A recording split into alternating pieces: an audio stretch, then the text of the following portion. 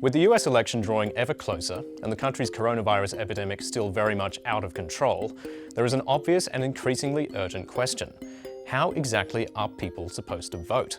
Unless the virus really does disappear, as Donald Trump has repeatedly predicted it might, voters may be forced to choose between going to the polls, potentially exposing themselves to infection, or staying home and missing out. Trump's opponents, the Democrats, think there is an obvious solution: mail voting. Here in Australia, postal voting is simple and relatively common. At the last election, 14% of us voted by mail. In the US, it's much more complicated. Each state has its own set of rules. Some of them make mail voting easy, automatically sending ballot applications to every registered voter. Others are far stricter, limiting absentee ballots to people who are genuinely unable to vote in person. The states with widespread mail voting have significantly higher turnout than those without it. It's also cheaper to operate. But it is not without its faults, and the White House is eager to point them out. So there's evidence, you can go look this up on ProPublica, there is a bipartisan consensus on the fact that mass mail-in voting can lead to fraud. Mail-in ballots are very dangerous. There's tremendous fraud involved and tremendous illegality. Is the president right? Is mail voting particularly vulnerable to fraud? Well, the short answer is no.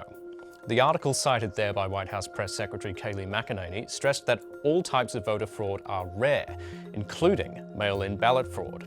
Its author, Jessica Huseman, accused McEnany of mischaracterizing her work.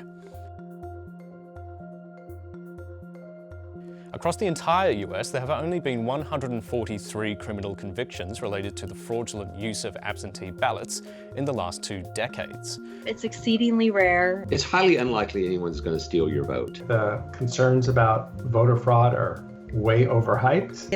It's been done before, it's safe, there is no substantial risk of fraud involved in absentee voting. However, even if Trump's concerns about fraud are overblown, there is a larger problem with the idea of widespread mail voting in this election. It relates to the sheer volume of postal votes the states will have to handle.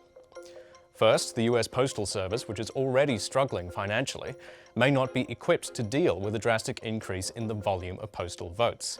That could lead to some ballots not making it in before the deadline, and therefore not being counted. The other issue is that postal votes take much longer to count on election night. The Federal Election Commissioner has already warned there is a significant chance the winner will not be known on the night. There's a substantial chance we are not going to know on election night what the results are. That's okay. If it takes a little bit longer to count all the votes accurately, that's what we need to do in order to ensure that everyone's vote counts.